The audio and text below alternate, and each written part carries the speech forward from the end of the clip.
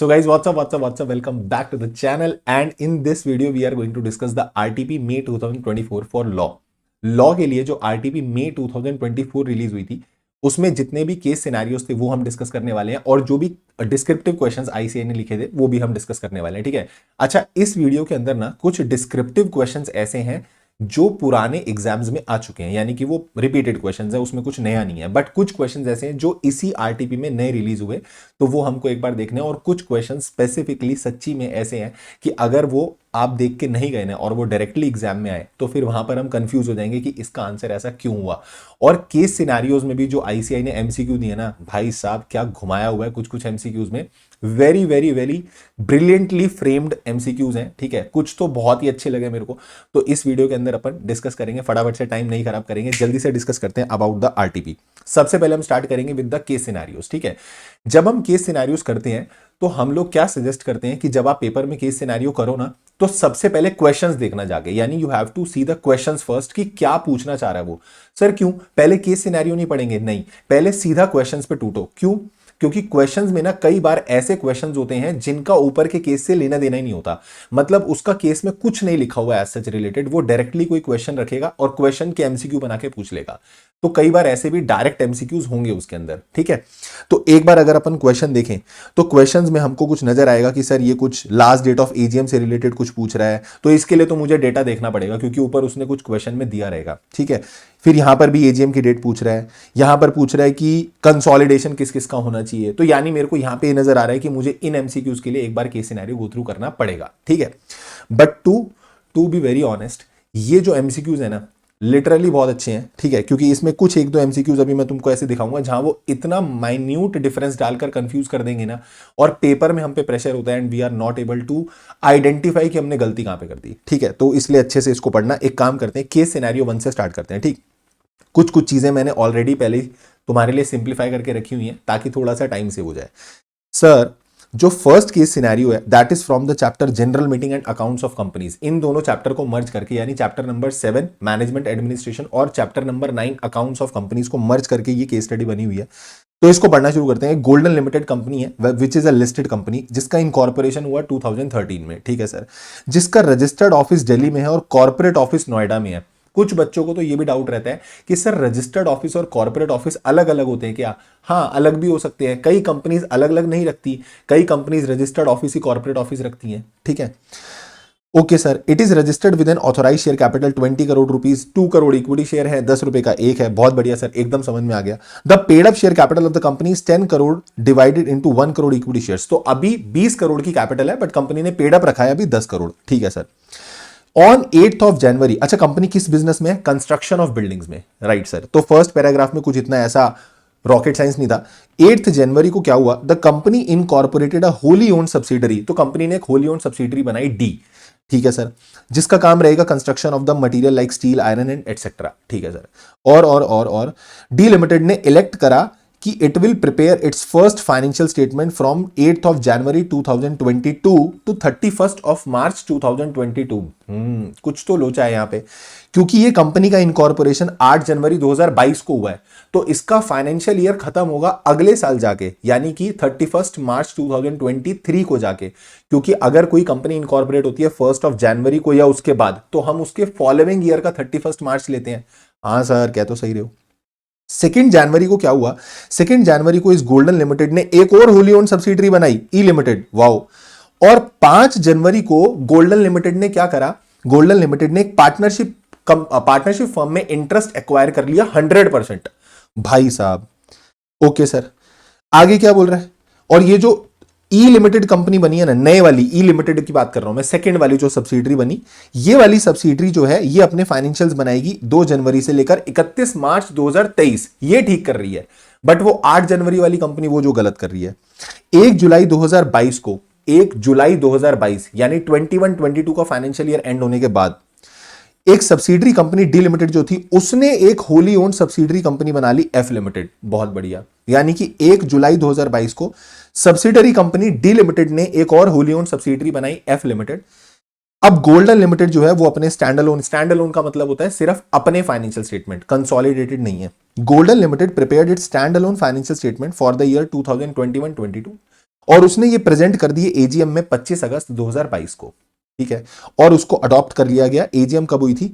AGM हुई थी जी 2 सितंबर 2022 को। बढ़िया सर, यहां तक सब समझ में आ रहा है।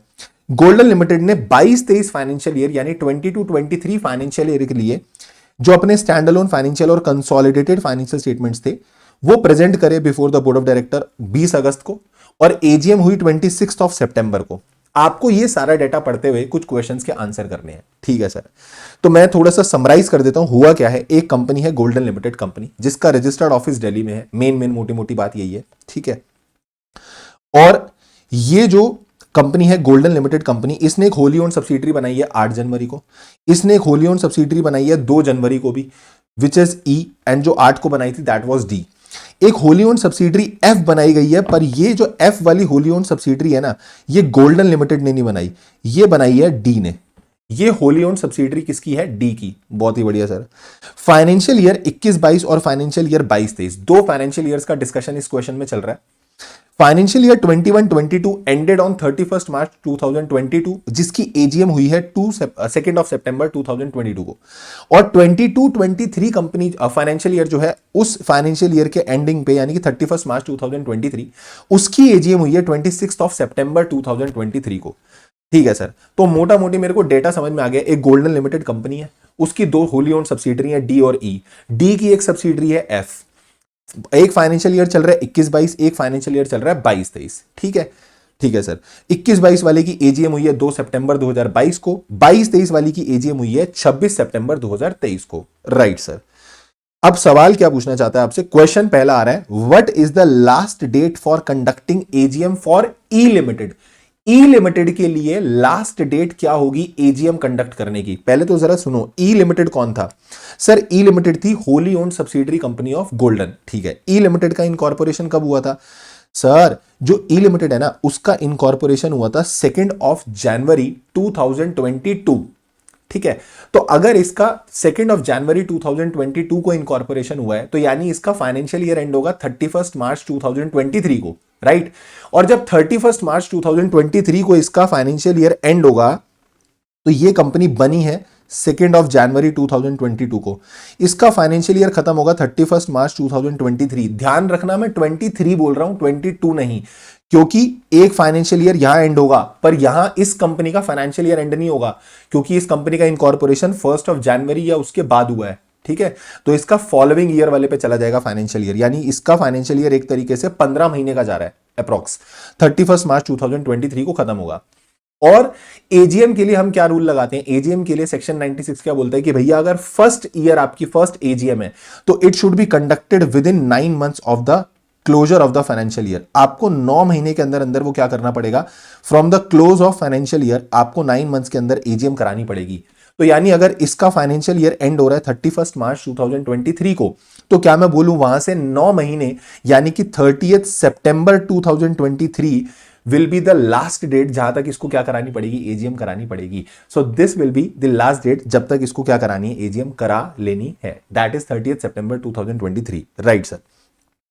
अगर हम बात करते हैं गोल्डन लिमिटेड की, गोल्डन लिमिटेड कौन था? Golden limited was that parent company, main पहली वाली कंपनी जिसके बारे में बात हो रही थी। तो गोल्डन लिमिटेड जो है सर, उसको एजीएम कब करा लेनी है? For the financial year 22-23। तो गोल्डन लिमिटेड की तो पहली एजीएम नहीं है, तो गोल्डन लिमिटेड की तो बाद वाली सब्सिक्वेंट एजीएम है। और सब्सिक्वेंट एजीएम के लिए हम दो डेट्स कौन सी चेक करते हैं कि लास्ट एजीएम से ये वाली जो एजीएम आप कराने वाले हो, इन दोनों एजीएम्स के बीच में maximum gap should be 15 months, इससे ज्यादा नहीं होना चाहिए। तो सब्सिक्वेंट एजीएम के लिए हम रूल क्या लगाते हैं सर? सब्सिक्वेंट एजीएम के लिए हम रूल लगाते हैं कि maximum gap should be 15 months, 15 महीने का मैक्सिमम गैप होना चाहिए बिटवीन 2 एजीएम। और दूसरी चीज, सेकंड जब आपका क्लोजर हुआ फाइनेंशियल ईयर का, वहां से विद इन 6 मंथ आपको एजीएम करा लेनी है। यानी आप दो डेट निकाल लो, पिछली एजीएम से 15 महीने की एक डेट निकाल लो, लास्ट एजीएम कब हुई आपकी, वहां से 15 मंथ्स काउंट कर लो and you will find a date, ठीक है, वो डेट निकाल लो। दूसरा, जब आपका फाइनेंशियल ईयर क्लोज हुआ, तो क्लोजर से आप 6 मंथ्स की एक डेट निकाल लो। फाइनेंशियल ईयर क्लोज कब हुआ है? 31 मार्च 2023। तो यहां से 6 मंथ की डेट आएगी 30 सितंबर 2023, करेक्ट है। करेक्ट है सर। ये गोल्डन लिमिटेड ने अपनी 21-22 वाली एजीएम कब कराई थी सर? इसने अपनी 21-22 वाली एजीएम कराई थी 2 सितंबर 2022 को। तो 2 सितंबर 2022 से जब मैं 15 मंथ्स काउंट करूंगा तो इट विल बी आफ्टर 30 सितंबर। मुझे इससे 15 महीने की एक डेट निकालनी होती है। वो डेट जो निकलती है 15 महीने वाली, ये और ये 6 महीने वाली date, whichever is earlier जो होता है, हमको वो लास्ट डेट रखनी होती है। भैया हमारी जो 21-22 वाली एजीएम है, हमारी 21-22 वाली एजीएम ही 2 सितंबर को हुई है। अगर मैं उसको 15 महीने लेके भी जाऊंगा तो वो कहीं ना कहीं दिसंबर के आसपास जाके, जनवरी के आसपास जाके डेट आएगी। मुझे उसको चाहिए ही नहीं, तो मेरे लिए लास्ट डेट क्या हो जाएगी? 30 सितंबर 2023, यानी कि इट विल बी ए। तो आंसर विल बी ए। समझ में आ गई बात? 30 सितंबर 2023। Now coming to third question, very easy simple question. Question बोल रहा है कि भैया कंपनीज एक्ट 2013 के हिसाब से स्टैंड अलोन आपने फाइनेंशियल स्टेटमेंट तो बना लिया, ठीक है, बट आपको कंसोलिडेशन भी तो करना पड़ेगा। तो ये पूछना चाह रहा है आपसे 31 मार्च 2022 को जो फाइनेंशियल ईयर एंड होगा उस दिन किस किस का कंसोलिडेशन हो जाएगा। तो मैं बोलूं 31 मार्च 2022 को, क्योंकि ये डी लिमिटेड वाली जो सब्सिडरी थी, गोल्डन लिमिटेड एक कंपनी है, गोल्डन की सब्सिडरी है डी, और डी ने अपनी एक होली ओन सब्सिडरी बनाई थी एफ। तो kind of chain holding concept हो गया। बट ये तो जुलाई 2022 में बनी है, यानी कि 31 मार्च 2022 के बाद बनी है, तो इसका कंसोलिडेशन नहीं होगा 22 वाले फाइनेंशियल स्टेटमेंट्स में। तो सर 22 वाले फाइनेंशियल स्टेटमेंट में किसका कंसोलिडेशन होगा? तो गोल्डन लिमिटेड का अपने फाइनेंशियल्स लेगी, उसके साथ क्योंकि ये कंपनी 31 मार्च 2022 से पहले बन गई है तो डी लिमिटेड को कंसोलिडेट कर लेगी, साथ में ई लिमिटेड का भी इनकॉर्पोरेशन हो गया है तो ई भी कंसोलिडेट हो जाएगा, और ई के द्वारा 100% पार्टनरशिप इंटरेस्ट लिया हुआ है किसने? गोल्डन लिमिटेड ने। यानी गोल्डन लिमिटेड ने XYZ पार्टनरशिप फर्म में 100% इंटरेस्ट एक्वायर करा है बाय ई लिमिटेड। तो क्योंकि 100% पार्टनरशिप इंटरेस्ट आपने एक्वायर करा है तो उसके भी अकाउंट्स आपके साथ कंसोलिडेट होंगे। तो यानी कि हमें यह समझ में आ गया फाइनेंशियल ईयर 31 मार्च 2022 का एंड होते तक golden limited, D limited, E limited और साथ में वो पार्टनरशिप फर्म, इन चारों के अकाउंट्स क्या हो जाएंगे? कंसोलिडेट हो जाएंगे। तो सर उस हिसाब से हमारा आंसर जो है वो हो जाएगा इट विल बी सी, यानी कि C will be the answer. Golden Limited अपने अकाउंट, साथ में डी, ई और पार्टनरशिप फर्म के अकाउंट्स कंसोलिडेट कर लेगी। नेक्स्ट क्वेश्चन, सेम क्वेश्चन है, बस बोल रहा है 31 मार्च 2023 पे किसका कंसोलिडेशन होगा। तो इस बीच में तो वो एफ वाली कंपनी भी इनकॉर्पोरेट हो गई थी, तो यानी इसका आंसर रहेगा आपका डी। गोल्डन लिमिटेड भी, D, E, F and partnership firm सबके अकाउंट्स क्या हो जाएंगे? कंसोलिडेट हो जाएंगे। ठीक है, last option, last question, please select which is the correct option, which is the most correct statement. Golden Limited had given the notice for holding AGM in Mumbai on Monday 26th of September 2023। एक minute रुको। पहली बात तो ये question कौन से वाले AGM की बात कर रहा है? 22-23 या 21-22? Sir this is talking about the financial year 22-23 जिसकी एजीएम हुई थी, ऊपर क्वेश्चन में डेट दी हुई है, इसकी एजीएम सर इन्होंने कराई थी 26 सितंबर की, इसकी एजीएम हुई थी 26 ऑफ सितंबर 2023। तो क्वेश्चन पूछना चाह रहा है बताओ कि कहां नोटिस दिया जाएगा, कैसे, कहां पर एजीएम होनी चाहिए।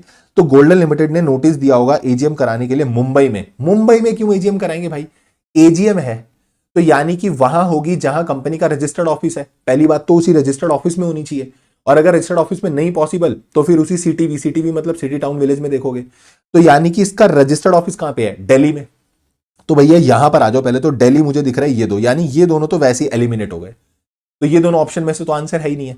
अब आप आंसर जो आएगा वो बी या डी में से आएगा। तो सर इन्होंने बी और डी में किस चीज का डिफरेंस डाला हुआ है? डेट सेम है, रजिस्टर्ड ऑफिस सेम है, तो फिर फर्क किस चीज का है? फर्क है टाइमिंग का। फर्क है टाइमिंग का। जो एजीएम होनी चाहिए वो बिजनेस आवर्स में होगी, और ये 8:30 बजे का टाइम हमको नहीं चाहिए भैया, 9 बजे के बाद का टाइम लिया जाएगा, बिकॉज यहां पर 11 बजे का टाइम लिखा होगा नोटिस में। तो this is the correct compliance of the law कि गोल्डन लिमिटेड ने अपना एजीएम का नोटिस दिया होगा, और एजीएम कहां कंडक्ट की जाएगी? दिल्ली में की जाएगी, 26 सितंबर 2023 को की जाएगी, और 11 बजे स्टार्ट हो जाएगी meeting. This is the correct statement as per the law. So answer रहेगा इसका अपना बी। क्लियर है? This was the first case scenario. Now we will be moving to the second case scenario. ठीक है, मेरे हिसाब से एकदम बढ़िया तरीके से सारे पॉइंट्स लॉजिकली क्लियर हो गए होंगे कि पूरे केस सिनेरियोज में किस किस चीज पर क्वेश्चन पूछा हुआ है। रेस्ट उसके बाद भी कोई भी प्रॉब्लम लगे तो कमेंट में डाल देना कि सर ये वाला पॉइंट हमको और एक बता दो, या कुछ भी और रहे तो कमेंट में डाल देना। बट अब आगे वीडियो बढ़ाने से पहले यहां तक तो आई क्यों ना, तो फटाफट से वीडियो को लाइक कर दो, ठीक है, और चैनल को सब्सक्राइब कर देना। और डिस्क्रिप्शन में तुमको व्हाट्सएप ग्रुप का एक लिंक मिल जाएगा, और उस व्हाट्सएप ग्रुप के लिंक को क्लिक करके व्हाट्सएप ग्रुप में ज्वाइन हो जाना, ताकि उसमें कोई नोट्स या कोई अपडेट्स होता है तो वो तुमको वहां पे मिल जाएगा। टेलीग्राम चैनल का भी लिंक उसमें रहेगा, ठीक है। चलो, केस सिनेरियो 2 जो है, this is all about FEMA and world class case scenario. बढ़िया एकदम मस्त वाला केस सिनेरियो लगा मुझे। अच्छी अच्छी चीजें इसके अंदर डिस्कस हुई हैं, अच्छे अच्छे क्वेश्चंस। इसके अंदर एक क्वेश्चन बड़ा प्यारा मुझे लगा, वो बहुत अच्छा क्वेश्चन है, अभी उसको पढ़ते हैं। सर थोड़ा सा समरी बताओ क्या है, इसको समराइज्ड ही देखते हैं जरा पहले डायरेक्टली। एक कोई बाहर की कंपनी है यूएसए की, जिसका नाम है OMX सॉफ्टवेयर आईएनसी, ठीक है। इसकी एक होली ओन्ड सब्सिडरी है जिसका नाम है OMX सॉफ्टवेयर प्राइवेट लिमिटेड, जो इन्होंने इंडिया में खोली, ठीक है सर। और इसका रजिस्टर्ड ऑफिस इन्होंने कहां पे रखा, बैंगलोर में, राइट सर। इस कंपनी में, इंडिया वाली जो कंपनी है, इसमें 3 डायरेक्टर्स हैं, रजत, शुभम और पीटर, ठीक है। So there are 3 directors in the Bangalore वाली जो कंपनी है, यानी कि OMX सॉफ्टवेयर प्राइवेट लिमिटेड। और 3 डायरेक्टर्स रजत, शुभम, पीटर जो हैं, इनमें से रजत और शुभम जो हैं दे आर द रेजिडेंट, और पीटर जो है वो नॉन रेजिडेंट है, ठीक है। ये जो पीटर बंदा है ना, ये उस फॉरेन कंपनी में भी डायरेक्टर है, यानी वो जो foreign company which is incorporated outside India, उसमें भी ये डायरेक्टर है। कौन, पीटर, ठीक। This is the summarised form of this first paragraph, clear. अब सेकंड पैराग्राफ में इन्होंने क्या किया हुआ है, ये पूरी टाइमलाइन बनाई हुई है, इसको मैं समझा देता हूं ऐसे। ऑल टुगेदर कहानी घूम रही है रजत के पास, ठीक है। अब रजत ने क्या करा, सुनते हैं आराम से। This is the financial year 21-22, ये रहा फाइनेंशियल ईयर 21-22 की मैं बात कर रहा हूं। फाइनेंशियल ईयर 21-22 में क्या हुआ, 2 नवंबर को, 2 नवंबर 2021 को रजत जो है वो इंडिया छोड़ के गया। सर क्यों गया, इंडिया छोड़ के गया फॉर द बिजनेस, अपने बिजनेस को देखने के लिए, क्योंकि बाहर उसका कोई बिजनेस चल रहा है, तो वो बाहर वाले बिजनेस के लिए चला गया, यानी वो OMX सॉफ्टवेयर आईएनसी में वहां का बिजनेस देखने चला गया। तो मैं बोलूं कि 2 नवंबर 2021 को ये बंदा बिजनेस पर्पस के लिए बाहर गया, तो जिस दिन आपने इंडिया छोड़ा for the purpose of business, तो यू विल बिकम PROI, आपका स्टेटस कन्वर्ट हो गया PROI पे, you will become person resident outside India. हाँ सर। फिर उसके बाद क्या हुआ, 12 फरवरी को यह बंदा वापिस आया, पर क्यों आया, अपनी फैमिली से मिलने। 12 फरवरी को यह बंदा वापिस आया, क्यों आया सर, अपनी फैमिली से मिलने। और 26 फरवरी को फिर दोबारा चला गया यूएसए बिजनेस के पर्पस से ही, तो यानी ये PROI ही रहा। हाँ सर। तो जब 12 फरवरी को ये आया तो किस पर्पस के लिए आया, सर ये आया फॉर द पर्पस ऑफ कि उसको अपनी फैमिली से मिलना है, और 26 फरवरी को दोबारा चला गया। यानी मैं बोलूं जहां फाइनेंशियल ईयर एंड हुआ, ये बंदा कहीं ना कहीं अभी PROI ही है, क्लियर है। हाँ सर, दोबारा बिजनेस के लिए जा चुका है इस दिन, तो he is again PROI। Financial year 21-22 के एंड पे ये बंदा कौन है, ये बंदा है सर PROI। तो मुझे इतना पढ़ के समझ में आ गया, फाइनेंशियल ईयर 21-22 के एंड पे, यानी कि 31 मार्च 2022 को ये भाई साहब जो है, ये क्या है, PROI। Okay sir. फिर क्या होता है, फिर आता है फाइनेंशियल ईयर, फिर आता है फाइनेंशियल ईयर 22-23, और ये भैया 25 अगस्त 2022 को दोबारा आ जाते हैं इंडिया में। अब क्यों आते हैं, यहां ये पर्पस नहीं लिखा कि ये बंदा इंडिया क्यों आया। 25 अगस्त 2022 को जब ये इंडिया आया, no purpose is being written कि ये क्यों आया, और ये आया और फिर ये यहीं रहा इंडिया में, बस ऐसा लिखा हुआ है। And he stayed in India for the whole year, यानी पूरे ईयर तक वो यहीं पर ही रहा, क्लियर है। शॉर्ट ये पैराग्राफ देख के क्लिक कर गया हुआ कि कहीं ना कहीं रेसिडेंशियल स्टेटस का क्वेश्चन आने वाला है, ठीक है, ठीक है, देख लेंगे। सो OMX सॉफ्टवेयर प्राइवेट लिमिटेड, इसने कंसल्टेंसी सर्विस भी ली है, ठीक है, बाहर से। किस चीज के लिए लिया कंसल्टेंसी, सॉफ्टवेयर डेवलप कराने के लिए। और इन भैया ने, रजत भैया ने यूएसए में 27 अप्रैल 2022 को एक रेसिडेंशियल प्रॉपर्टी खरीदी थी। इसमें सबसे ज्यादा इंपॉर्टेंट इज दिस डेट। रजत ने जिस दिन ये प्रॉपर्टी खरीदी है ना, वो डेट बहुत इंपॉर्टेंट है, क्योंकि उसी से ये आंसर बनने वाला है, ठीक है। अब आपको बताना है क्वेश्चंस कि क्या क्या आपको लगता है इन क्वेश्चंस के आंसर आपको करने हैं, ठीक है। फर्स्ट क्वेश्चन आ रहा है सबसे पहले तो, रेसिडेंशियल स्टेटस ही, वो बोल रहा है बताओ रजत का रेसिडेंशियल स्टेटस क्या होगा। अब मेरी बात ध्यान से सुनना, ये बंदा 21-22 में बिजनेस के लिए गया 2 नवंबर को, फिर 12 फरवरी को वापस आया, पर 26 को फिर बिजनेस के लिए चला गया। तो मैं बोलूं इस साल के लिए तो वो PROI था, यानी he was a non resident person resident outside India. ये तो क्लियर है? हाँ बिल्कुल क्लियर है सर, बिल्कुल क्लियर है सर, क्योंकि जिस दिन आप बिजनेस पर्पस के लिए गए उसी दिन आप क्या बन जाओगे? PROI। उसके बाद मैं बोलूं, जब ये बंदा यहां 25 अगस्त को इंडिया में आया, 25 अगस्त को इंडिया में आया, तो इसके बाद ये पूरा टाइम इंडिया में रहा। हाँ सर। जब हम नंबर ऑफ डेज चेक करते हैं तो we use to check the number of days of the previous financial year. हाँ सर। तो मैं बोलूं 22-23 के लिए, 22-23 के लिए आप 21-22 के डेज देखोगे, पर यहां डेज देखने ही नहीं है, क्योंकि ये बंदा 21-22 में किस पर्पस के लिए गया था? बिजनेस। तो जिस दिन गया था PROI हो गया था। तो यानी 22-23 के लिए तो ये बंदा PROI है। मेरी बात समझ में आई? 22-23 के लिए ये बंदा PROI है। Why? Although I have to check the 182 more than 182 days of the previous year, मुझे वो देखना पड़ेगा, बट मैं देखूंगा ही नहीं। 22-23 का स्टेटस निकालने के लिए मैं 21-22 का स्टे देखूं, क्योंकि ये बंदा 21-22 में किस पर्पस के लिए गया है? बिजनेस पर्पस के लिए। फिर आएगा इसका अगला साल 23-24, 23-24, 23-24 के लिए मैं इसका स्टे देखूंगा 22-23 का। तो ये 22-23 में इंडिया आ गया था। कब आ गया था? 25 अगस्त 2022 को। और जब ये 25 अगस्त को इंडिया में आया था तो बिजनेस प्रोफेशन के लिए थोड़ी आया था, क्योंकि कोई रीजन ही नहीं लिखा क्यों आया। तो हम मान के चलेंगे कि अब यहीं आ गया, यहीं पे रहेगा किसी भी पर्पस से, वो other than that business profession vocation, उसके अलावा किसी पर्पस से आया है। और अगर आया है तो हम इसके 182 डेज चेक करेंगे।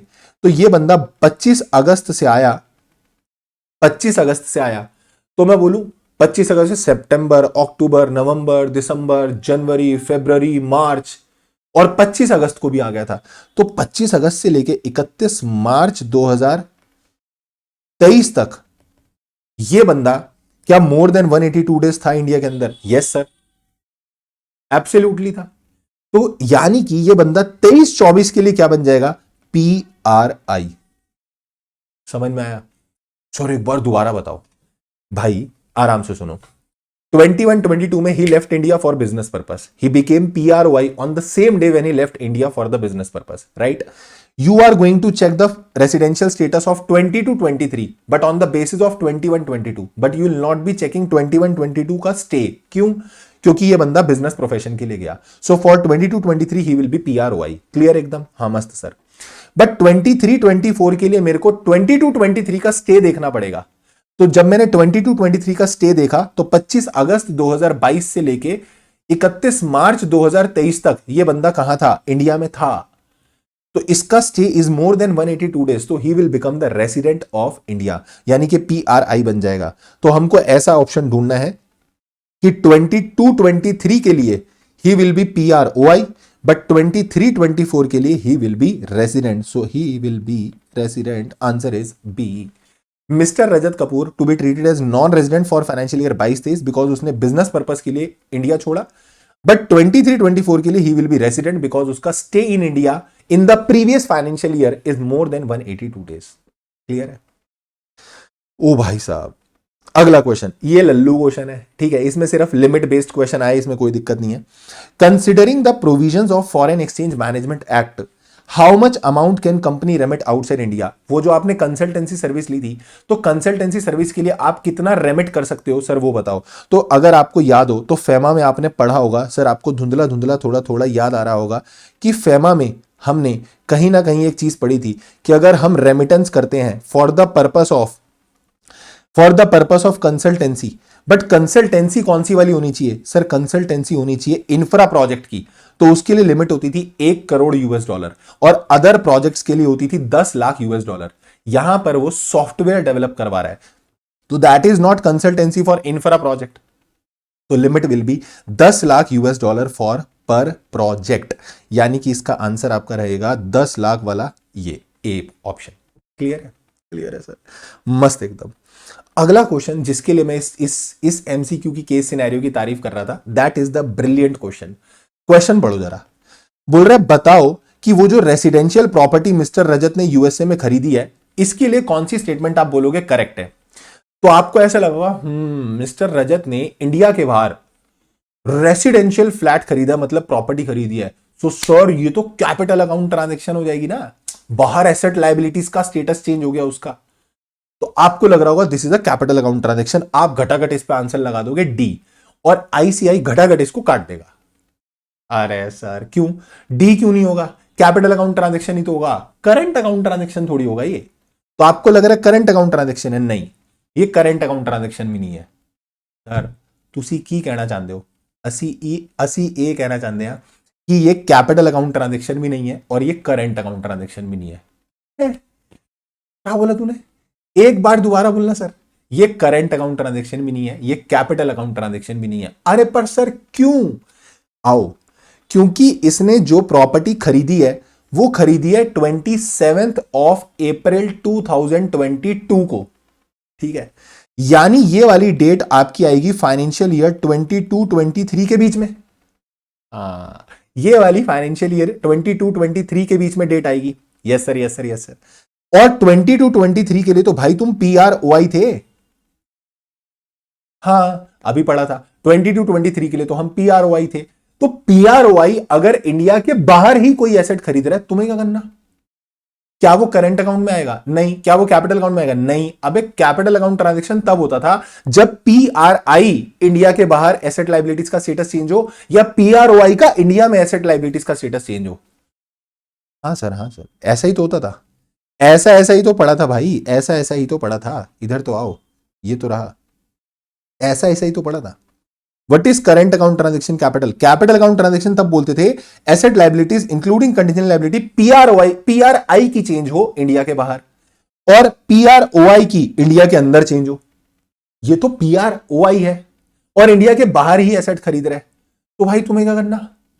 तो यानी ना ये करंट अकाउंट ट्रांजेक्शन है, ना ये कैपिटल अकाउंट ट्रांजेक्शन है। बात समझ में आई? So this is the correct answer. गलत मत कर देना कि ये कैपिटल अकाउंट ट्रांजेक्शन है, ना ये करंट है ना ये कैपिटल है। क्लियर हो गया लॉजिक? हाँ सर, बिल्कुल क्लियर हो गया। It is very very clear to us. मजा आ गया एकदम? हाँ सर, मजा आ गया। हाँ, एक MCQ इस पे और बन सकता था, मैं बता देता हूं क्या।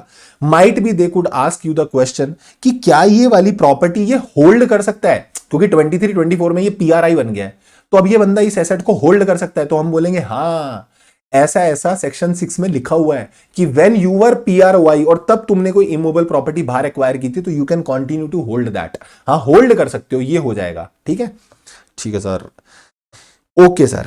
अब इसके बाद इन्होंने MCQ के सिनेरियो तो हो गए खत्म, 2-3 इन्होंने MCQ अलग अलग चैप्टर से दिए हुए। अब तुमको ऐसे भारी भरकम बड़े बड़े MCQ देख के लग रहा होगा हो क्या MCQ पूछे हुए, फालतू सवाल है। देखो, अगर अगर अगर कॉन्सेप्ट क्लियर है ना तो ये MCQ सॉल्व कर लोगे, बट अगर तुमने वो गहराइयों में जाकर नहीं पढ़ाई की ना तो फिर ये MCQ सॉल्व नहीं होगा। ठीक है, तो भैया ये कंपनी है drug software company INC, which is incorporated in Australia, that is company incorporated outside India.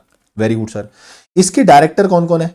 Sir एक मिस्टर अरुण है, वो MD है, मिस्टर रणवीर है, वो डायरेक्टर है, रमेश मलिक जी है, वो भी डायरेक्टर है, और मिस्टर नवाज जो है वो भी डायरेक्टर है। ठीक है सर। और मिस लवीना जो है उनको सेक्रेटरी रखा है for the purpose of compliance and all. It is to be noted that Mr. Ramesh Malik and Mr. Nawaz, resident in India, are the person who have been authorized by the drug to accept on behalf of the company service of process note. ओ, यानी कि ये वो बंदे हैं जिनको company ने authorise करा है कि भाई सब डॉक्यूमेंटेशन इंडिया में तुम देखोगे और तुम्हारे कोई सब नोटिस वोटिस दिए जाएंगे, डॉक्यूमेंट वगैरह अगर तुम्हें दे दिया तो मान लिया जाएगा कि वो नोटिस ड्रग सॉफ्टवेयर को सर्व हो गया, यानी they are the authorised representative. ठीक है, तो आगे भैया ये बोलना चाहते हैं, अब हुआ क्या है, in relation to the company establishment, you are required to enlighten the drug company INC with respect to whose declaration will be required to be submitted to the registrar of company by the drug software company. Registrar को किस किस की declaration जाएगी? तो sir declaration authorised representative की जाती थी ना? नहीं, डिक्लेरेशन जो होती है वो ऑथोराइज्ड रिप्रेजेंटेटिव की भी और डायरेक्टर्स की भी जाएगी भाई। तो यानी यहां पर डायरेक्टर कौन है? ये Arun, this is MD, managing director. Mr. Ranveer, he is a director also. So Mr. Ramesh Malik and Nawaz, ये authorized person भी हैं और ये डायरेक्टर भी हैं। तो मैं एक चीज बताऊं, यहां पर डिक्लेरेशन जाएगी इन चारों की। सर ऐसा कहां लिखा है? ऐसा लिखा है सेक्शन 380 में, जाके चेक करना। जब आप कोई कंपनी इनकॉर्पोरेट करते हो इंडिया के अंदर, तो आप सेक्शन 380 पढ़ते हो कि आपको कौन कौन से डॉक्यूमेंट्स जो हैं वो सबमिट करने होते हैं टू द रजिस्ट्रार, तो उसमें ये डिक्लेरेशन का जिक्र है, और ये declaration is to be submitted by directors and authorised representative. तो सर यहां पर डायरेक्टर जो है, यानी कि ये चारों लोग क्या करेंगे? डिक्लेरेशन फाइल करेंगे। अरुण, रणवीर, रमेश और नवाज, सब लोगों के द्वारा क्या जाएगी? डिक्लेरेशन जाएगी। क्लियर है? यहां अपना निपटता है पूरा आधा घंटा लगा के एकदम बढ़िया तरीके से एमसीक्यू वाले case scenarios plus other than that MCQs also. अब अपन मूव करते हैं टुवर्ड्स द डिस्क्रिप्टिव क्वेश्चन। ठीक है, कुछ कुछ क्वेश्चंस मैंने बोला था रिपीटेड हैं, कुछ क्वेश्चंस नहीं है, बट पढ़ेंगे अच्छे से कि क्वेश्चन में क्या लिखा हुआ है। First question is Ram private limited is the holding company of Laxman private limited. Ram जो है वो होल्डिंग कंपनी है लक्ष्मण की। Okay okay okay. As per the last P&L account Laxman private limited का टर्नओवर 1.8 CR है। Okay, and paid up share capital was 80 lakh. Wow, दिमाग की घंटी बज जानी चाहिए, स्मॉल कंपनी पे क्वेश्चन लेके जाएगा। The company secretary of the company, board of director चाहते हैं कि हमको स्मॉल कंपनी का स्टेटस मिल जाए, जबकि कंपनी सेक्रेटरी साहब जो है वो ये बोल रहे हैं कि ओ ओ ओ आपको स्मॉल कंपनी का स्टेटस नहीं मिलेगा। हमने पूछा भाई क्यों नहीं मिलेगा, तो बोल रहे हैं आप खुद ढूंढो, in the light of above fact company law लगाओ और बताओ क्या कंपनी सेक्रेटरी की कंटेंशन करेक्ट है या गलत है। एब्सोल्युटली करेक्ट है। पूछो क्यों? सर, जब हम स्मॉल कंपनी की डेफिनेशन पढ़ते हैं तो स्मॉल कंपनी के लिए we use to check the limit of 4 crore and 40 crore. तो हम तो 4 और 40 की लिमिट देखते हैं। 4 और 40 की, हाँ 4 और 40 की लिमिट देखते हो ना। पेड अप शेयर कैपिटल आप 4 करोड़ रखते हो और turnover of the preceding financial year 40 crore देखते हो, और इन दोनों के बीच में एंड है, यानी दोनों क्राइटेरिया फुलफिल होने चाहिए। तो सर हो तो रहे हैं, ये दोनों लिमिट इस लिमिट के अंदर है, 80 लाख और 1.8 CR। ऑल्दो आपकी पेड अप शेयर कैपिटल और टर्नओवर लिमिट्स इन लिमिट्स के अंदर आ रही है, but still you can not be categorised as a small company. Why? क्योंकि एक्सेप्शन में लिखा हुआ है कि स्मॉल कंपनी होल्डिंग सब्सिडरी नहीं बन सकती। यानी if a company is a holding company और subsidiary company, then that company can never be a small company. तो इसीलिए यहां पर ये राम प्राइवेट लिमिटेड जो है, इवन इफ क्राइटेरिया फुलफिल हो रहा है, लिमिट्स फुलफिल हो रही है, बट फिर भी आप स्मॉल कंपनी का स्टेटस नहीं ले सकते। तो सिंपल क्वेश्चन था, मुझे लग रहा है इतना कोई आफत वाला क्वेश्चन नहीं था। ठीक है, क्वेश्चन नंबर 12 पढ़ते हैं। बढ़िया क्वेश्चन है, अच्छा क्वेश्चन है, और ये एक बार तो एग्जाम में आने वाला है बहुत जल्दी। ठीक है, हो सकता है हाल फिलहाल के अटेम्प्ट में ये आने वाला है। Prakash and some of his friends are members of Focus Limited, एक कंपनी जिसका नाम है फोकस लिमिटेड। ठीक है, पब्लिक कंपनी है। Wow, a company with a paid up share capital of 1 crore. ओ, यानी इस कंपनी की पेड अप शेयर कैपिटल कितनी है? 1 करोड़ रुपए। बहुत ही बढ़िया sir. They all intended to propose a resolution. भाई साहब, ये लोग अपना एक रेजोल्यूशन मूव करवाना चाहते हैं कमिंग जनरल मीटिंग के अंदर, और इनका सीपी दिल्ली में, यानी कि कनॉट प्लेस में दिल्ली में इनका क्या है? रजिस्टर्ड ऑफिस है। बहुत ही बढ़िया भैया, बहुत ही बढ़िया एकदम। तो क्या चाह रहे हो आप? आपसे ये पूछना चाह रहे हैं, काइंडली प्रोवाइड द गाइडेंस। तुम लोग गाइड करो किसको? प्रकाश को और उसके फ्रेंड्स को, कि कितनी पेड अप शेयर कैपिटल इनके पास होनी चाहिए कि ये लोग अपना एक रेजोल्यूशन मूव करवा पाए। तो सर इसके लिए लगता है सेक्शन नंबर 111, यानी कि 111, section 111 of the companies act 2013। और वो दो चीजों के लिए बात करता है। पहली चीज वो क्या बात करता है? अगर कंपनी कुछ मैटर्स पे डिस्कशन करने वाली, यानी कुछ रेजोल्यूशंस पास होने वाले हैं या फेल होने वाले हैं, एज द केस में भी, मतलब रेजोल्यूशंस मूव करेंगे, उन्हीं चीजों, मतलब वो तो जो कंपनी ने रखा कि भैया मेरे को इन चीजों पे रेजोल्यूशन करवाना है, ठीक है, वो तो है। हम अपना एक रेजोल्यूशन मूव करवाना चाहते हैं, तो उसके लिए सेक्शन 111 लगता है। या फिर सेक्शन 111 एक और चीज के लिए लगता है कि अगर मान लो कि कंपनी जिन मैटर्स पर रेजोल्यूशन मूव करवा रही है, उस पे से किसी एक मैटर पे आपको अपने कुछ तर्क देने, आपको अपनी कुछ स्टेटमेंट देनी है, तो वो स्टेटमेंट सर्कुलेट करवाना चाहते हो आप। इन दो चीजों के लिए सेक्शन 111 लगता है। तो ये बोल रहा है बताओ कितनी share capital V should hold. तो अगर आपको याद आ रहा हो ना, तो आपको लिमिट फॉलो करनी होती है जो सेक्शन 100 में दी हुई है। यानी कि सेक्शन 100 में क्या होता है? EGM called by requisitionist. जितने लोग मिलकर रिक्वेस्ट डालते थे फॉर ईजीएम, उतने ही लोगों, मतलब उतनी ही कैपिटल आपको होल्ड करनी पड़ेगी, उतने ही शेयर कैपिटल आपके पास होनी चाहिए अगर आप ये काम भी कराना चाहते हो तो। और वहां लिमिट कितनी दी हुई है? 1/10 of the total share capital. 1/10 of the total share capital, यानी अगर मैं बोलूं 1 करोड़ की कैपिटल इस कंपनी की है, तो अकॉर्डिंग टू दैट आपकी कैपिटल कम से कम 10 लाख की होनी चाहिए। At least 10 lakh capital you should hold to ask the company कि भैया हमारा भी रेजोल्यूशन मूव कराओ। तो कम से कम 10 लाख की कैपिटल इनको होल्ड करनी पड़ेगी। समझ में आ गया? Second, what are the other requirements that the Prakash and his friend need to keep in mind. और प्री रिक्वाइसाइट्स क्या होते हैं, यहां पर आपको लिखना पड़ेगा। डायरेक्ट क्वेश्चन है, इसमें कुछ नया नहीं है। प्री रिक्वाइसाइट्स क्या होते हैं? सर वो जो हम जो ये रिक्वेस्ट डाल रहे हैं, इस रिक्वेस्ट की कॉपी साइंड होनी चाहिए, सबमिट करनी पड़ेगी आपको आरओ पे, आरओ मतलब रजिस्टर्ड ऑफिस पे सबमिट करनी पड़ेगी, वो कहां पे है, दिल्ली में, ठीक है। इट मस्ट बी साइंड होनी चाहिए। और अगर रेजोल्यूशन वाला मैटर है तो एटलीस्ट 6 हफ्ते पहले आपको ये सबमिट करना पड़ेगा। अगर सिर्फ स्टेटमेंट आप देना चाहते हो तो 2 हफ्ते पहले भी आप दोगे तो चलेगा, ठीक है। तो वो सारे प्री रिक्वाइसाइट आपको दिखेंगे। ये 12th क्वेश्चन का आंसर है ना, ये रहा, देखो ये रहा। सो अदर रिक्वायरमेंट्स कि आपको 2 और more copies of the requisitionist contain the signature of all requisitionist, सबके साइन हो जाएंगे, ठीक है। तो यहां प्रकाश एंड उसके फ्रेंड सब लोग साइन करेंगे। रिक्विजिशनिस्ट जो है वो क्या करेंगे, इस रिक्विजिशन को सीपी यानी कि रजिस्टर्ड ऑफिस दिल्ली में क्या करेंगे, इसको सबमिट करेंगे। ओके सर, रेजोल्यूशन का केस है तो कम से कम 6 हफ्ते पहले आप क्या कर देना, सबमिट कर देना। बट अगर स्टेटमेंट वाला केस है तो कम से कम 2 हफ्ते पहले सबमिट कर देना। और जितने भी आप ये फालतू के खर्चे कंपनी के तुम करवा रहे हो तो उसके लिए आपको एक reasonable amount, sufficient amount submit कराना पड़ेगा कंपनी के पास, ताकि कंपनी उस खर्चे से वो आपकी रिक्वेस्ट जो है उसको मीट कर सके। तो these are the valid prerequisites, ये आपको फॉलो करने पड़ेंगे। Clear clear clear clear sir. Now coming to question number 13, mark कर लो, ये बहुत जल्दी एग्जाम में आने वाला है, ठीक है। PQR private limited operates as a manufacturing company, manufacturing company है, generating a turnover of 150 crore, तो इसका टर्नओवर है 150 करोड़। प्राइवेट कंपनी है, ध्यान रखना प्राइवेट कंपनी, और इसका आउटस्टैंडिंग लोन है 75 करोड़ का, ठीक है सर। बट इसने टोटल लोन लिया हुआ था 110 करोड़ का, जिसमें से 35 करोड़ का इसने इसी साल रीपे करा है, ठीक है। ड्यूरिंग द ईयर रीपे हुआ है, ध्यान रखना, इसी ड्यूरिंग द ईयर इसने 35 करोड़ का रीपे करा है। तो इससे पहले इसका लोन कितना था, इससे पहले इसका लोन था 110 करोड़, ठीक है।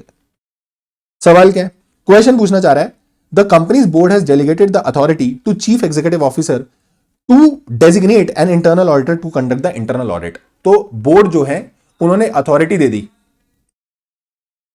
किसको अथॉरिटी दे दी, सीईओ को, कि भैया एक इंटरनल ऑडिटर लेकर आओ जो इंटरनल ऑडिट करेगा। हाउएवर सीईओ वो थोड़ा सा बावला है, और सीईओ बोल रहा है कि सर हमको तो इंटरनल ऑडिटर चाहिए ही नहीं है। अच्छा, analyse the accuracy of the CEO perspective, CEO के पर्सपेक्टिव की एक्यूरेसी एनालाइज करो। एकदम वाहियात एक्यूरेसी है उसकी। सर क्यों, उसकी एकदम वाहियात एक्यूरेसी इसलिए है क्योंकि उसने लॉ को ठीक ढंग से नहीं पढ़ा। वो भैया क्यों ऐसा बोल रहे होंगे, उन्होंने एक दिमाग लगाया होगा, section 138 internal audit. Private company के लिए 2 लिमिट हमको चेक करनी होती थी, 100 और 200। 100 और 200 मतलब 100 करोड़ का हमको लोन देखना होता था और टर्नओवर हम देखते थे 200 करोड़। तो उस भाई ने सोचा होगा टर्नओवर 200 करोड़ एक्सीड नहीं कर रहा और लोन भी जो है वो 100 करोड़ का एक्सीड नहीं कर रहा, तो इसका मतलब इसे इंटरनल ऑडिटर नहीं चाहिए।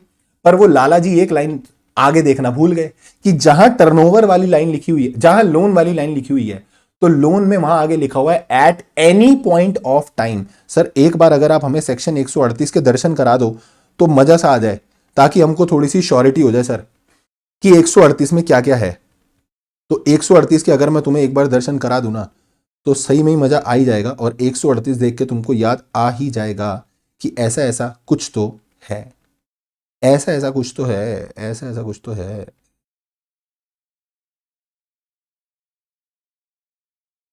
देखो जी, 138 अगर आप देखोगे तो प्राइवेट कंपनी के लिए outstanding loan more than 100 crore at any point of time, किसी भी समय प्रीसीडिंग फाइनेंशियल ईयर, एक दिन के लिए भी अगर तुम्हारे, एक दिन के लिए भी अगर, वो ये फेमा कैसे आ गया भाई, ये दारू वारू बिलियन ने, नशे में है ये।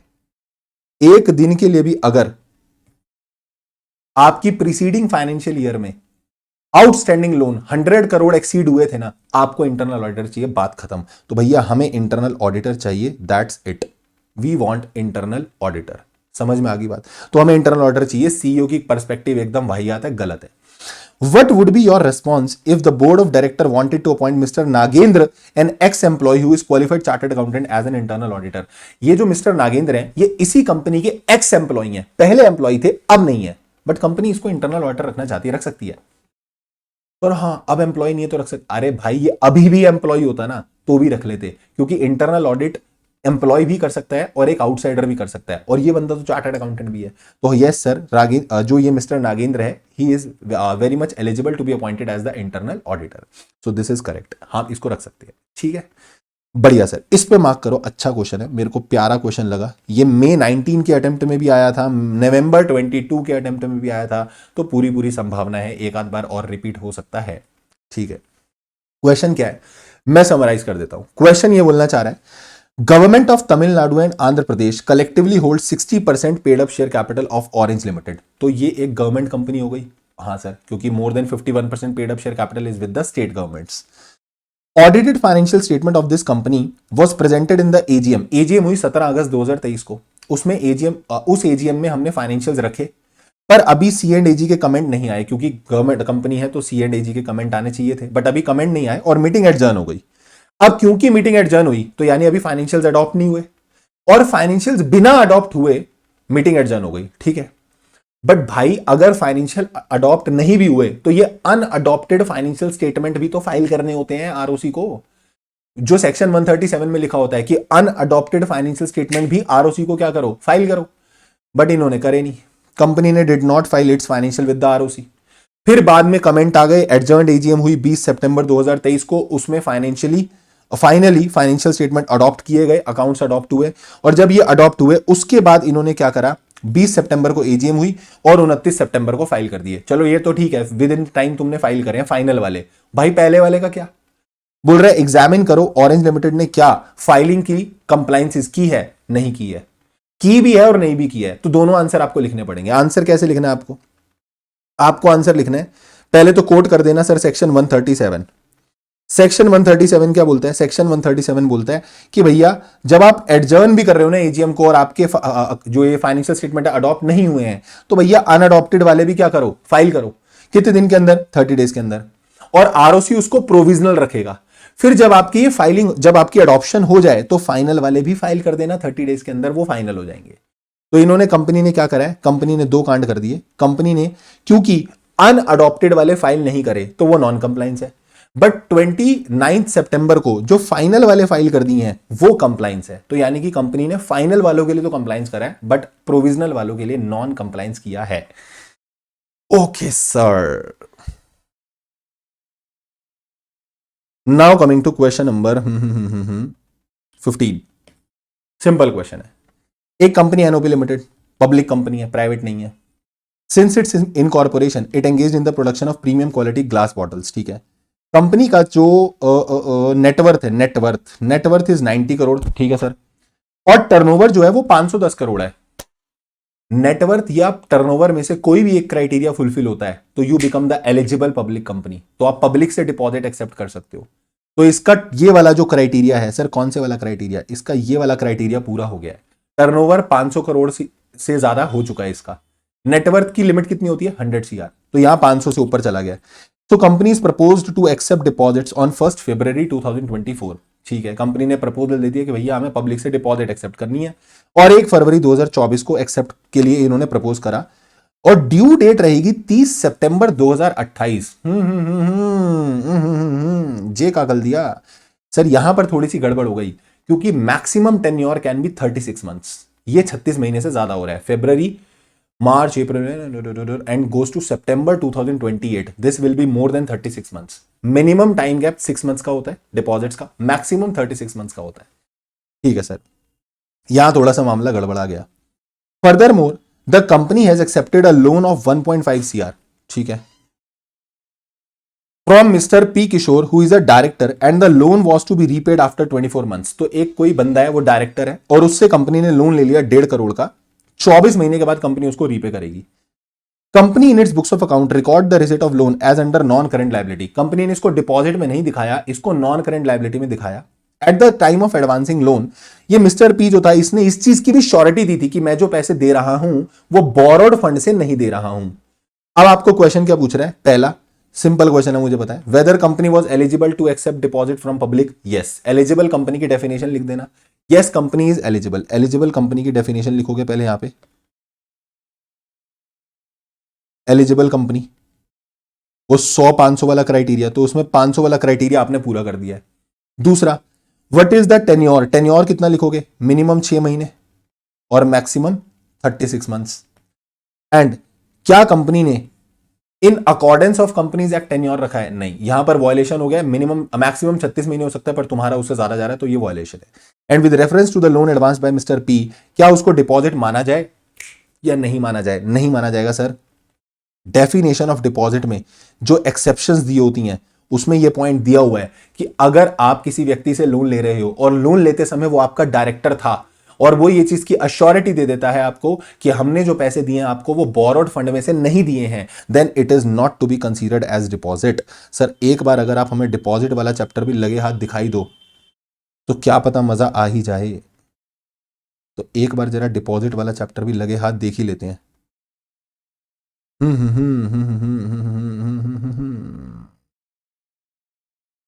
ये रहा देखो,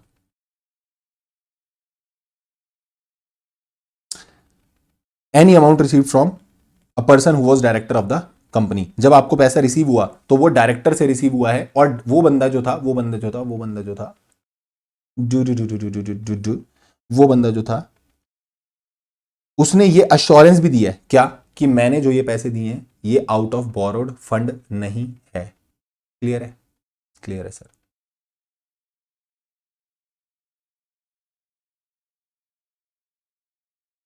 क्वेश्चन नंबर 16 एक बार देख लो जरा। क्वेश्चन नंबर 15, तो यहां पर पहले इन्होंने वही लिख दिया पूरा क्राइटेरिया, ठीक है। कौन सा वाला क्राइटेरिया? एलिजिबल पब्लिक कंपनी वाला। उसके बाद आपका टेन्योर आ गया, टेन्योर मिनिमम वही 6 महीने, मैक्सिमम 36 महीने। हाउएवर किसी किसी केस में 6 महीने से भी कम हो जाता है, बट वो फिर भी इन एनी केस 3 महीने से कम नहीं जाएगा, वो सब मत लिखना, भले ही वो नहीं भी लिखोगे चलेगा, ठीक है। And last is in terms of this any amount receive from a person who is director of the company at the time of giving loan shall not be treated as deposit if such director furnishes to the company। एक return declaration दे देता है कि हमने ये out of borrowed fund आपको पैसे नहीं दिए हैं और कंपनी इसको डिस्क्लोज कर देती है इन द बोर्ड रिपोर्ट। तो भैया ऐसा हो चुका है तो इसको हम डिपॉजिट नहीं मानेंगे। क्लियर? Clear sir. इसके बाद आते हैं हम क्वेश्चन नंबर 16 पे। Question number 16 is the fine publisher registered in Tokyo, company incorporated outside India. New question, began operating in India during the financial year 2009। The company has duly submitted all documents to the registrar. एक बार बताओ, ओए इधर देखो, मेरे को देखो, कौन से रजिस्ट्रार को ये डॉक्यूमेंट फाइल हुए होंगे? हाँ, रजिस्ट्रार दिल्ली को तुमने डॉक्यूमेंट क्या करे होंगे? फाइल करे होंगे। क्यों? आरओसी दिल्ली की जुरिस्डिक्शन होती है। ऑन 1 मार्च 2023 ये फाइन पब्लिशर जो है इसने अपना प्रिंसिपल ऑफिस चेंज करा है टोक्यो में। टोक्यो का है बिहार में। अरे सर कैसी बातें कर रहे हो, टोक्यो इज इन जापान। तो टोक्यो में इन्होंने क्या करा है, अपना अपना जो प्रिंसिपल ऑफिस है उसे बदला है। बोल रहे बताओ क्या आपको यहां पर भी कुछ करना पड़ेगा क्या? हाँ करना पड़ेगा। जो डॉक्यूमेंट तुमने आरओसी को फाइल कर दिए थे, अगर उसमें कोई ऑल्टरेशन होता है तो ऑल्टरेशन के 30 डेज के अंदर आपको आरओसी को फाइल करना होता है as per section 380 of the companies act 2013। तो भैया सिंपल सिंपल से जाके 30 डेज के अंदर ऑल्टरेशन फाइल कर देना आरओसी को। इसमें कुछ नया नहीं है, यहां पर सिंपल तुमको चिपका के आना है सेक्शन नंबर 380। 30 डेज के अंदर file alteration within 30 days. Clear है? Okay sir. सर ये जो आप लिख रहे हो ये फाइल हमको मिल जाएगी? हाँ फाइल मिल जाएगी, ये फाइल मिल जाएगी टेलीग्राम चैनल में, डिस्क्रिप्शन में जाना, वहां पे लिंक होगा, उसी में मिल जाएगी, ठीक है। Now coming to LLP। Wow sir wow. Mohit is a creditor of ABC LLP। He has a claim of 10 lakh rupees against the LLP। इसने 10 लाख रुपए लेने थे कंपनी से, बहुत ही बढ़िया। However the assets of LLP, अरे हम कुछ MCQ छोड़ के आ गए क्या ऊपर? मुझे ऐसा क्यों लग रहा है कि हमने कोई MCQ छोड़ा है, हमने कोई MCQ छोड़ा है, हमने कोई MCQ छोड़ा है। ओए हाँ, ओए हाँ, हमने एक MCQ छोड़ा ना LLP वाला। ओए हाँ, ओए हाँ, ओए हाँ, हमने एक MCQ छोड़ दिया है और हमने एक केस सिनेरियो का MCQ भी छोड़ दिया। वाह सर वाह, ये तो हमने कर लिया था कि ना तो ये कैपिटल है ना ये करंट है। LLP का एक ये क्वेश्चन भी है और एक डिस्क्रिप्टिव भी है, दोनों इकट्ठे डिस्कस कर लेते हैं। भावेश यश एंड चिराग इनकॉर्पोरेटेड LLP, ठीक है सर। चिराग जो है उसने अपना रेसिडेंशियल एड्रेस क्या कर दिया? चेंज कर दिया। When he changed his residential address from this to this, तो ये बोल रहा है कि इसने आरओसी को बताया है on 20th of November. Change कब हुआ भैया? इसने चेंज करा है 16 नवंबर को और 20 नवंबर को आरओसी को बता दिया। नाउ यू शुड टेल कि कौन सी लास्ट डेट थी जब तक आरओसी को यह बताना चाहिए था। तो इस पर आपका लगेगा section number 25। Section 25 of the LLP act अगर आप देखोगे तो ये एलएलपी एक्ट का सेक्शन नंबर 25 आपको बोलेगा कि जब कोई बंदा जो पार्टनर है, डेजिग्नेट जो पार्टनर है, एलएलपी का पार्टनर है, उसके अगर ये सब चीजों में चेंज होता है, यानी कि अगर उसका बंदे का कोई नाम चेंज हो जाता है या एड्रेस चेंज हो जाता है, तो आपको 30 डेज के अंदर अंदर आरओसी को बताना होता है। तो 16 नवंबर को ये चेंज हुआ है, तो यानी कि 16 दिसंबर तक आपके पास टाइम है आरओसी को बताने का। This was a question of LLP. Right right sir. आगे चलते हैं, एलएलपी का ये क्वेश्चन भी था। तो मोहित एक क्रेडिटर है एबीसी एलएलपी का, उसने क्लेम करा कि भैया मेरे को 10 लाख रुपए एलएलपी से लेने हैं। ओके सर, बट कंपनी की एसेट सिर्फ 7 लाख की है। नाउ मोहित वांट्स कि मैं एलएलपी के जो पार्टनर्स हैं उन्हें पर्सनली लायबल कर दूं, भाई तुम 3 लाख रुपए दो। अच्छा, मतलब वो तो बेवकूफ है ना। एलएलपी में एल का मतलब क्या होता है? एलएलपी में पहले एल का मतलब क्या होता है? अबे लिमिटेड। लिमिटेड मतलब जो पार्टनर्स हैं उनकी लायबिलिटी लिमिटेड है, तो वो 3 लाख रुपए तुम उनसे पर्सनली नहीं निकलवा सकते। LLP is the LLP is liable for that debt. So LLP is the only LLP is the only one who is liable for that debt. LLP है ना, तो LLP ही liable है, बंदे पर्सनली liable नहीं है। तो this is about that question. Now coming to question number 18. Yogveer Singh has a mango orchard at Manchanga village Bilaspur. वाह भाई वाह, इसके आम के खेत खलियान है। ऑर्चर्ड का मतलब होता है जहां पर एक प्लेस जहां पर आप प्लांटेशन एक्टिविटी करते हो, ट्रीज वगैरह लगाते हो, that is called orchard. The orchard has more than 100 mango trees. उस जगह पर 100 ट्रीज थे, 100 मैंगो के ट्रीज लगे हुए थे। योगवीर ने क्या करा, उसने वो ऑर्चर्ड बेचा, यानी वो लैंड बेची बेसिकली, और साथ में वो ट्रीज भी बेचती है। बताओ क्या sale of tree will be considered as a immovable property? Yes. Why? क्योंकि as per general clause act sir, as per general clause act immovable property जो होती है, it includes land, benefits arising out of land, things attached to earth, ऐसा सब लिखते हैं etcetera. और भी एक पॉइंट रहता है, अभी मेरे को इतना ही चाहिए, थिंग्स अटैच्ड टू अर्थ। और एक केस लॉ भी हुआ था सर, केस लॉ हुआ था Shantabai versus state of Bombay, जिस केस लॉ में सुप्रीम कोर्ट ने भी ये बोला था कि जो सेल ऑफ ट्रीज होता है ना, सेल ऑफ ट्री को भी आप क्या मानोगे, सेल ऑफ ट्री को आप मानोगे immovable property, because they are attached to the earth, rooted to the earth. तो इसीलिए क्या यहां वाले केस में भी सर ये sale of tree immovable property माना जाएगा? तो हम बोलेंगे yes, it will be considered as immovable property. Supreme Court held that trees are attached to earth, trees are attached to earth, so it will be considered as a immovable property. Interpretation of statutes का direct question है कि वो statute को as a whole पढ़ना है, तो इसका principal समझाओ। तो it is a very direct question, ठीक है, बुक में सीधा सीधा दिया हुआ है कि हम कोई भी स्टैट्यूट पढ़ते हैं तो उसका एक फ्रेज नहीं पढ़ेंगे, उसको एंटायरिटी में पढ़ा जाता है, ठीक है। लाइक किसी एक सेक्शन में लिखा है कि आपको नोटिस देना है, ठीक है, वो उसका एक एग्जाम्पल भी दिया हुआ है बुक में, ये एग्जाम्पल दिया हुआ है कि आपको नोटिस देना है। सपोज किसी एक सेक्शन में लिखा कि you have to give a notice, तो आपको वो सेक्शन पढ़ के लगा कि अच्छा नोटिस देना है, तो मैं ओरल भी दे सकता हूं, रिटर्न भी दे सकता हूं। बट किसी दूसरे सेक्शन में लिखा हुआ है जाके कि notice is to be served, तो सर्व्ड वर्ड ये इंडिकेट कर रहा है भाई ओरली सर्व कैसे करोगे, तो सर्व्ड मतलब वो रिटर्न की बात कर रहा था। तो ऊपर एक फ्रेज पढ़ के मुझे इंटरप्रिटेशन आ रही थी कि रिटर्न दे दो, ओरल दे दो, बट दूसरा फ्रेज पढ़ने के बाद मुझे ये इंटरप्रिटेशन क्लियर हुई कि it should be given return only, oral नहीं जाएगा। तो मतलब आपको कोई भी लॉ पढ़ना होता है तो that should be red in the entirety. जैसे आप कोई डीड पढ़ते हो तो डीड के भी सारे क्लॉजेस को एक साथ एंटायरिटी में पढ़ा जाता है ताकि उसका करेक्ट मीनिंग निकाला जा सके। तो this is that direct question, सीधा सीधा है। अब आ रहा है भैया फेमा का एक क्वेश्चन, अच्छा क्वेश्चन है, छोटा छोटा प्यारा प्यारा नो क्वेश्चन है, इजी क्वेश्चन है। बोल रहा है मिस्टर शिवेश जो है ये एक इंडियन नेशनल है और इसको फॉरेन एक्सचेंज चाहिए। मैंने बोला क्यों चाहिए भाई? कह रहा बाहर मेरे को लॉटरी टिकट के लिए पैसा रेमिट करना है। मुक्का पड़ेगा। करेंट अकाउंट ट्रांजेक्शन में प्रोहिबिटेड ट्रांजेक्शन है, लॉटरी विनिंग के लिए आप रेमिटेंस नहीं ले सकते। अच्छा, दूसरा कल्चरल ट्रूप जो है एक इनका पूरा ऐसा ग्रुप, वो जो है टूर पे जा रहा है यूएस से और उसके लिए 1 लाख US$, ये लोग रेमिट करना चाहते हैं। तो मैं बोलूंगा फर्स्ट वाला प्रोहिबिटेड है, सेकंड वाला अलाउड है, बट आपको मिनिस्ट्री ऑफ HRD से अप्रूवल लेनी होती है, मिनिस्ट्री ऑफ HRD से अप्रूवल लेनी होती है। और यहां पर अगर आप देखोगे तो यही लिखा हुआ है कि सर ये प्रोहिबिटेड है। क्यों? क्योंकि प्रोहिबिटेड वाले शेड्यूल में दिया हुआ है, first schedule to the current account transaction rules, उसमें दिया हुआ है, मना है भाई, नहीं निकाल सकते। और अगर मैं देखूंगा foreign exchange for meeting expenses of cultural tour can be withdrawn after permission, तो आपको उसके लिए क्या लेनी पड़ेगी? पहले ministry of human resource development से परमिशन लेनी पड़ेगी। सर इसमें इतना लिखा हुआ है सर, डिपार्टमेंट ऑफ एजुकेशन ये वो, अगर याद रहे तो लिख देना, वरना अदरवाइज मिनिस्ट्री का नाम तो लिख ही देना, मिनिस्ट्री ऑफ HRD। ठीक है, सो इस केस में आप क्या कर सकते हो? विड्रॉ कर सकते हो। And this is all about this RTP that is for May 2024। बहुत टाइम लगाकर सारी चीजें अच्छे से समझाकर विद केस सिनेरियोज और डिस्क्रिप्टिव क्वेश्चन मैंने तुमको करा दिए। अब तुम्हारा काम है इसको एक बार ही देख लेना। ये पीडीएफ फाइल तुमको टेलीग्राम चैनल में मिल जाएगी। सर टेलीग्राम चैनल कहाँ है? टेलीग्राम चैनल का लिंक डिस्क्रिप्शन में है, वहां से जाके ये पीडीएफ निकाल लेना। ठीक है, ठीक है सर। और अपन लेकर आएंगे नेक्स्ट वीडियो जिसमें मैं आरटीपी कवर करूंगा फॉर सितंबर 2024, देन उससे नेक्स्ट जनवरी 2025 एंड देन उससे next May 2025.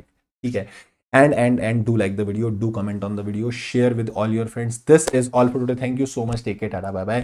Keep working very hard as someone somewhere is waiting for success. Thank you so much. Tata. Bye bye.